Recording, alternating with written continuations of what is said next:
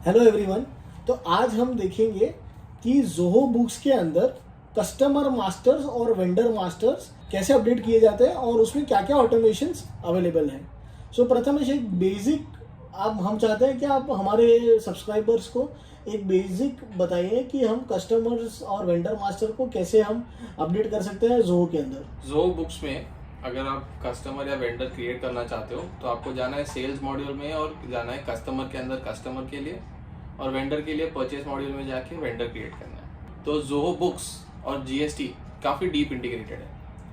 अगर आपके कस्टमर या वेंडर जीएसटी में रजिस्टर्ड है तो आप उनका जीएसटी नंबर डाल के सारी डिटेल्स जो जीएसटी पोर्टल पे अवेलेबल है ऑटोमेटिकली यहाँ पे फेच हो सकती है। तो मैं न्यू कस्टमर क्रिएशन पेज पे हूँ। हम गए परचेस मॉड्यूल में वेंडर्स के अंदर, वेंडर्स में एक न्यू ऑप्शन क्लिक किया तो अभी न्यू वेंडर क्रिएशन पेज है। यहाँ पे ऊपर ऑप्शन है fetch vendor details from GST network. उस पर क्लिक करके मुझे उनका जीएसटी नंबर यहाँ पे अपडेट करना है। जैसे ये नंबर डाल के मैंने ये बटन दबा दिया फेच वेंडर डिटेल्स, जो जीएसटी पोर्टल में इस वेंडर की जितनी भी इंफॉर्मेशन है वो यहाँ पे लाके रख देगा। जैसे कंपनी का लीगल नेम हो गया, ट्रेड नेम आ गया, करंट उनका नंबर एक्टिव है या नहीं है, और उनके प्रिंसिपल प्लेस ऑफ बिजनेस और एडिशनल प्लेस ऑफ बिजनेस जितने भी जीएसटी में रजिस्टर है वो सारे यहाँ पे डिस्प्ले होंगे। अब हमें चूज करना है कि मेरे अपने डेटाबेस में इसमें से कौन सा ऐसा एड्रेस होगा जो हम लोग का बिलिंग एड्रेस होगा। तो फॉर एग्जाम्पल अगर ये मेरा बिलिंग एड्रेस है तो इस पर मैंने क्लिक किया और मैं दबाऊंगा फेच। जैसे मैंने फेच बटन दबाया, वेंडर मास्टर में नेम के अंदर नाम आ गया, जीएसटी डिटेल्स में जीएसटी की इंफॉर्मेशन आ गई, जीएसटी नंबर के हिसाब से उसका प्लेस ऑफ सप्लाई आ गया, जीएसटी नंबर के अंदर पैन कार्ड है वो भी आ गया अपनी जगह पे, और सबसे बढ़िया बात एड्रेस भी आ गया। तो जो जीएसटी पोर्टल पे रजिस्टर्ड एड्रेस था वो भी यहाँ पे आ गया। तो यानी कि मेरे को सिर्फ जीएसटी नंबर डालना है और एक बटन दबाना है और मेरा बेसिक जो वेंडर मास्टर है और कस्टमर मास्टर वो एज पर जीएसटी अपडेट हो जाएगा। सुपर। अब इसमें एक चीज और आगे जाते हैं। मान लीजिए जीएसटी नंबर में अगर गलती हो गई तो वहीं पकड़ लेगा क्योंकि उसके बिना आगे बढ़ेगा ही नहीं। और जीएसटी नंबर मिलने के बाद भी वेंडर के केस में हमें ये चेक करना है कि ये वेंडर जीएसटी रिटर्न जो है टाइम पे फाइल कर रहा है या नहीं कर रहा है, क्वार्टरली है या मंथली है, ताकि हम लोग आईटीसी टाइम पे क्लेम कर पाएंगे या नहीं। उस चीज के लिए एक बार आपने जीएसटी नंबर डाल दिया, फिर यहाँ पे आपको ऑप्शन मिल रहा है get tax payer details. GST portal पे जो ऑप्शन है about get tax payer details, वही इन्फॉर्मेशन जो बुक्स के स्क्रीन पे ही आ जाती है, आपको बाहर जाने की जरूरत नहीं है। और यहाँ पे आप चेक कर सकते हो लास्ट 10 रिटर्न्स जो भी उन्होंने फाइल किए वो कौन से रिटर्न्स हैं और वो कब फाइल किए।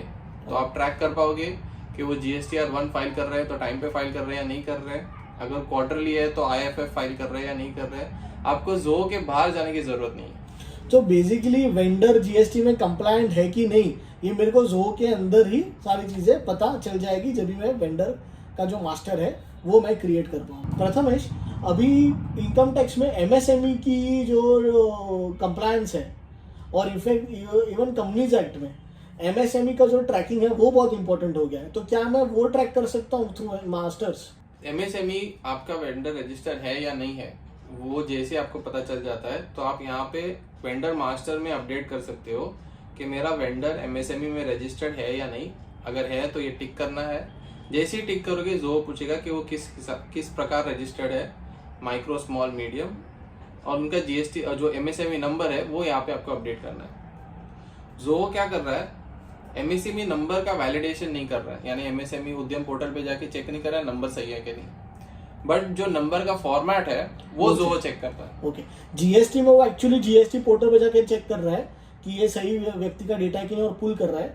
एमएसएमई में वो पोर्टल पे जाके नहीं चेक कर रहा है, सिर्फ उसका जो फॉर्मेट है वो वेरीफाई। तो इसमें प्रथम जैसे कुछ क्या होता है कि वेंडर्स में अगर मैं वेंडर का एग्जांपल लूँ तो कुछ स्टैंडर्ड चीजें होती है।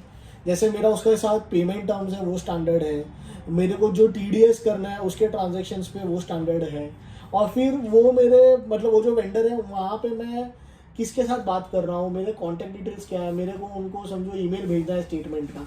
तो क्या ये सारी चीजें मैं इसमें डाल के कॉन्फ़िगर करके रख सकता हूँ? वेंडर मास्टर में ये सारी चीजें आप कैप्चर कर सकते हो, और सिर्फ इतनी ही आप और काफी सारी चीजें कैप्चर कर पाओगे। जो आपने पूछा उसमें आ जाएगा आपका पेमेंट टर्म्स। अगर आपके वेंडर के जो पेमेंट टर्म्स है वो 30 डेज के है, 15 डेज के है, 45 डेज के है, या कोई और पेमेंट टर्म है, तो आप यहाँ पे कॉन्फ़िगर भी कर पाओगे।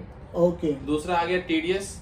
अगर आप इस वेंडर के ऊपर टीडीएस डिडक्ट कर रहे हो, जो भी परसेंटेज के अंदर, वो परसेंटेज यहीं पे आप सिलेक्ट करके रख सकते हो ताकि गलती के चांसेस ना हो। तो इसका मतलब ये होगा कि जब भी मैं बिल की बुकिंग कर रहा हूँ तभी मेरे को पेमेंट टर्म्स और टीडीएस सिलेक्ट नहीं करना पड़ेगा।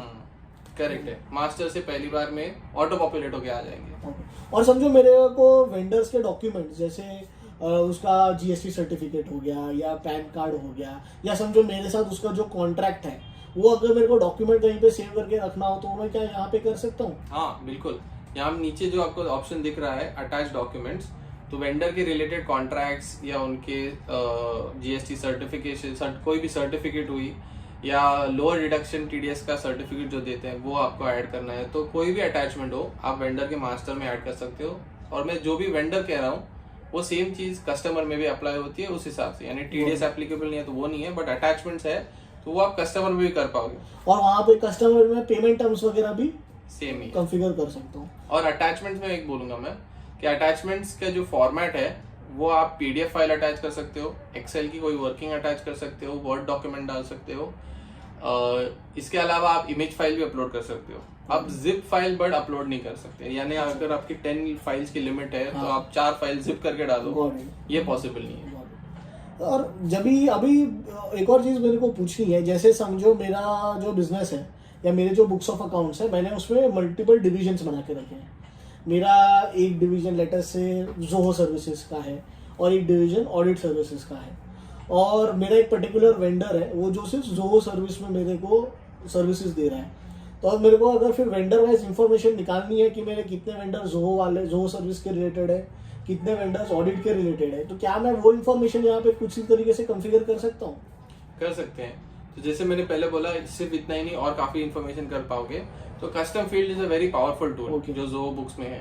कस्टम फील्ड के थ्रू अब यहाँ पे हम कस्टम फील्ड में कस्टम फील्ड क्रिएट कर सकते हो, जहाँ पे आप उस पर्टिकुलर कस्टमर या वेंडर को टैग कर सकते हो कि वो किस चीज को बिलोंग करता है। तो अगर आपका कस्टमर जोहो के रिलेटेड बिजनेस का कस्टमर है तो आप यहाँ पे जोहो टैग कर सकते हो और उस हिसाब से रिपोर्ट रन कर पाओगे। और ये सारी चीजें will be applicable also for customers, vendor and customers. Prathamesh, मैंने सुना है कि जोहो में कुछ कुछ बैंक्स के साथ जैसे HSBC हो गया, येस बैंक हो गया, डीप इंटीग्रेशन है और डायरेक्टली पेमेंट ट्रिगर होता है, तो वो कैसे होता है? जोहो के आज के डेट में 4 बैंक्स हैं जिनके साथ पार्टनर बैंक कहते हैं।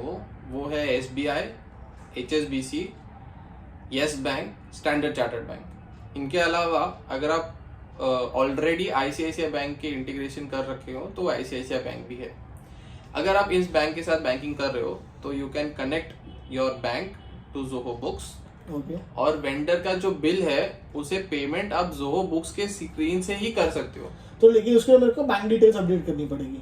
आपको बैंक डिटेल, आपका जो मेकर यूजर होता है उस मेकर यूजर को इंटीग्रेट करना होगा जोहो के यूजर से, और वो मेकर जोहो बुक्स के थ्रू वो ट्रांजैक्शन अपलोड कर सकता है बैंक के पोर्टल पे फॉर अप्रूवल। पेमेंट नहीं होगी। वेंडर की बैंक डिटेल्स भी हम लोग यहाँ पे ऐड कर पाएंगे। उसी बैंक को हम ट्रिगर कर सकते हैं।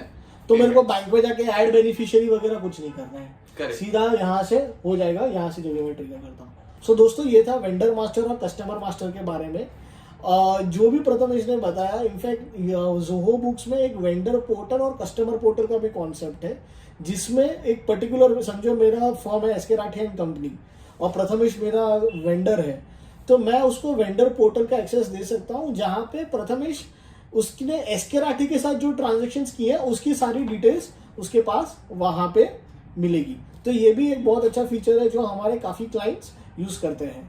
तो this was about customers and vendor masters in Zoho Books. Thank you.